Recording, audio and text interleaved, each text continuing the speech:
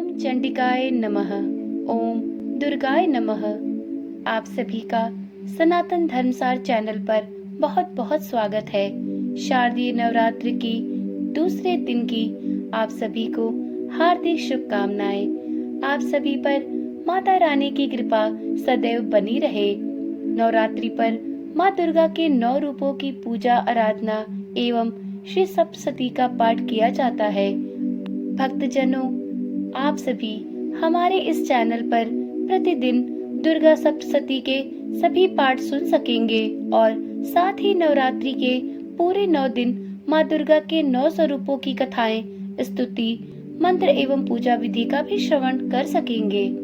यदि आप भी नवरात्रि के इन पावन दिनों में श्री दुर्गा सप्तशती एवं माँ दुर्गा के 9 स्वरूपों की कथा का श्रवण करना चाहते हैं तो कृपया करके इस चैनल को सब्सक्राइब कर ले, जिससे आपको श्री दुर्गा सप्तशती के सभी अध्यायों एवं माँ दुर्गा के विभिन्न स्वरूपों की कथाएं बिना किसी रुकावट के प्राप्त होती रहे। नवरात्रि के दूसरे दिन श्री दुर्गा सप्तशती के द्वितीय एवं तृतीय अध्याय का पाठ किया जाता है। तो अब प्रारंभ करते हैं श्री दुर्गा सप्तशती का द्वितीय अध्याय। द्वितीय अध्याय को प्रारंभ करने से पहले श्री गणेश भगवान का हृदय से नमन करते हुए पाठ का आरंभ करते हैं। ओम श्री गणेशाय नमो नमः। ओम चंडिकाय नमो नमः। ओम दुर्गाय नमो नमः। मित्रों, अध्याय 2 में 69 श्लोकों में दुर्गा देवी के अवतार प्रसंगों का वर्णन है। श्री दुर्गा सप्तशती के दूसरे अध्याय में आज सुनेंगे देवताओं के तेज से देवी का प्रादुर्भाव और महिषासुर की सेना के वध का वर्णन। महर्षि मेधा बोले, प्राचीन काल में देवताओं और असुरों में पूरे 100 वर्षों तक घोर युद्ध हुआ था और देवराज इंद्र देवताओं के नायक थे। इस युद्ध में देवताओं की सेना परास्त हो गई थी और इस प्रकार संपूर्ण देवताओं को जीत महिषासुर इंद्र बन बैठा था। युद्ध के पश्चात हारे हुए देवता प्रजापति श्री ब्रह्मा को साथ लेकर उस स्थान पर पहुँचे जहाँ पर कि भगवान शंकर विराजमान थे। देवताओं ने अपनी हार का सारा वृतांत भगवान श्री विष्णु और शंकर जी से कह सुनाया। वह कहने लगे, हे प्रभु, महिषासुर सूर्य, चंद्रमा, इंद्र, अग्नि, वायु, यम, वरुण तथा अन्य देवताओं के सब अधिकार छीनकर सबका अधिष्ठाता स्वयं बन बैठा है। उसने समस्त देवताओं को स्वर्ग से निकाल दिया है। वह मनुष्यों की तरह पृथ्वी पर विचर रहे हैं। दैत्यों की सारी करतूत हमने आपको सुना दी और आपकी शरण में इसलिए आए हैं कि आप उनके वध का कोई उपाय सोचे। देवताओं की बातें सुनकर भगवान श्री विष्णु और शंकर जी को दैत्यों पर बहुत क्रोध आया।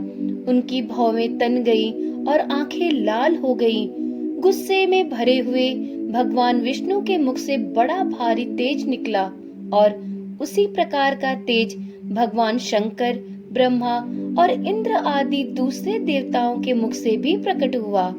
फिर वह सारा तेज एक में मिल गया और तेज का पुंज वह ऐसे दिखता था कि जैसे कि जाज्वल्यमान पर्वत हो। देवताओं ने देखा कि उस पर्वत की ज्वाला चारों ओर फैली हुई थी और देवताओं के शरीर से प्रकट हुए तेज की किसी अन्य तेज से तुलना नहीं हो सकती थी। एक स्थान पर इकट्ठा होने पर वह तेज एक देवी के रूप में परिवर्तित हो गया और अपने प्रकाश से तीनों लोकों में व्याप्त जान पड़ा। वह भगवान शंकर का तेज था। उससे देवी का मुख प्रकट हुआ। यमराज के तेज से उसके सिर के बाल बने। भगवान श्री विष्णु के तेज से उसकी भुजाएं बनी। चंद्रमा के तेज से दोनों स्तन और इंद्र के तेज से जंघा तथा पिंडली बनी और पृथ्वी के तेज से नितंब भाग बना। ब्रह्मा के तेज से दोनों चरण और सूर्य के तेज से उनकी अंगुलियां पैदा हुईं। वसुओं के तेज से हाथों की अंगुलियां एवं कुबेर के तेज से नासिका बनी।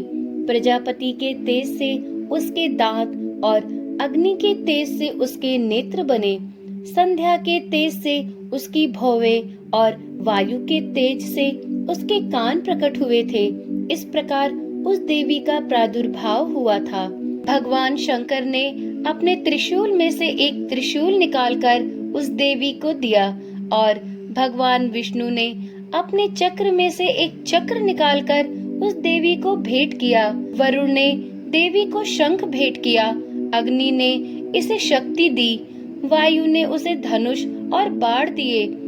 सहस्त्र नेत्रों वाले श्री देवराज इंद्र ने उसे अपने वज्र से उत्पन्न करके वज्र दिया और एरावत हाथी का एक घंटा उतारकर देवी को भेंट किया। यमराज ने उसे काल दंड में से एक दंड दिया, वरुण ने उसे पाश दिया। प्रजापति ने उस देवी को स्फटिक की माला दी और ब्रह्मा जी ने उसे अपना कमंडल दिया। सूर्य ने देवी के समस्त रोमों में अपनी किरणों का तेज भर दिया। काल ने उसे चमकती हुई ढाल और तलवार दी और उज्जवल हार और दिव्य वस्त्र उसे भेंट किए और इनके साथ ही उसने दिव्य चूड़ामणि दी।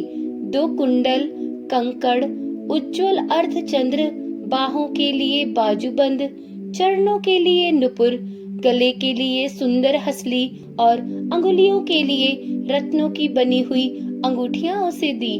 विश्वकर्मा ने उनको फरसा दिया और उसके साथ ही कई प्रकार के अस्त्र और अभेद कवच दिए और इसके अतिरिक्त उसने कभी न कुम्हलाने वाले सुंदर कमलों की मालाएं भेंट की। समुद्र ने सुंदर कमल का फूल भेंट किया। हिमालय ने सवारी के लिए सिंह और तरह तरह के रत्न देवी को भेंट किए।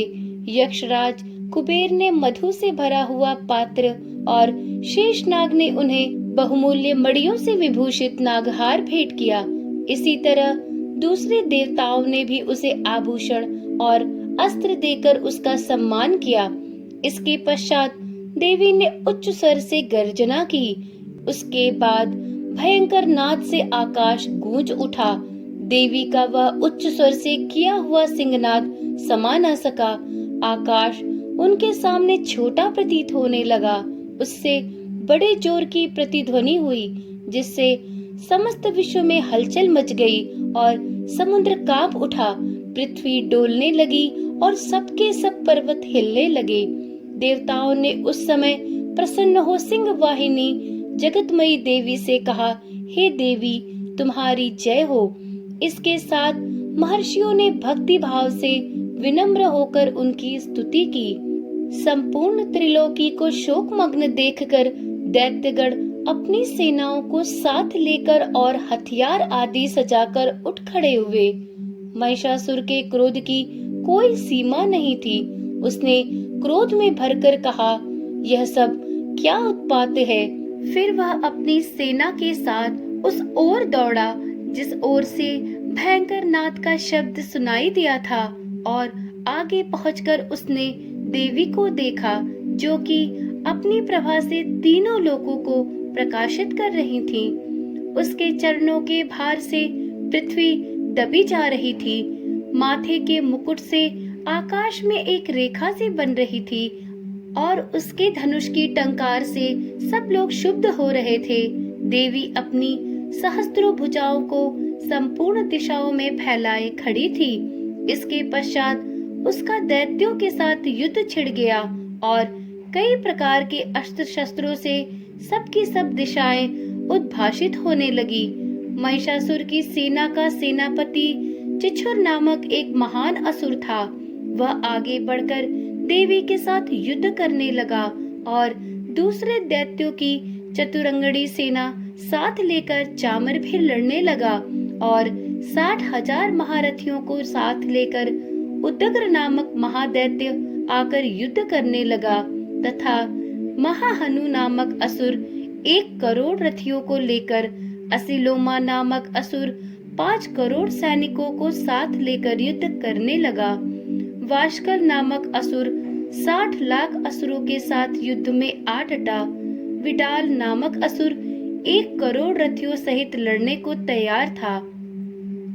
इन सब के अतिरिक्त और भी हजारों असुर हाथी और घोड़े साथ लेकर लड़ने लगे और इन सब के पश्चात महिषासुर करोड़ों रथों, हाथियों और घोड़ों सहित वहां आकर देवी के साथ लड़ने लगा। सभी असुर तोमर, भिंदीपाल, शक्ति, मूसल, खड्गों, फरसों पट्टियों के साथ रणभूमि में देवी के साथ युद्ध करने लगे।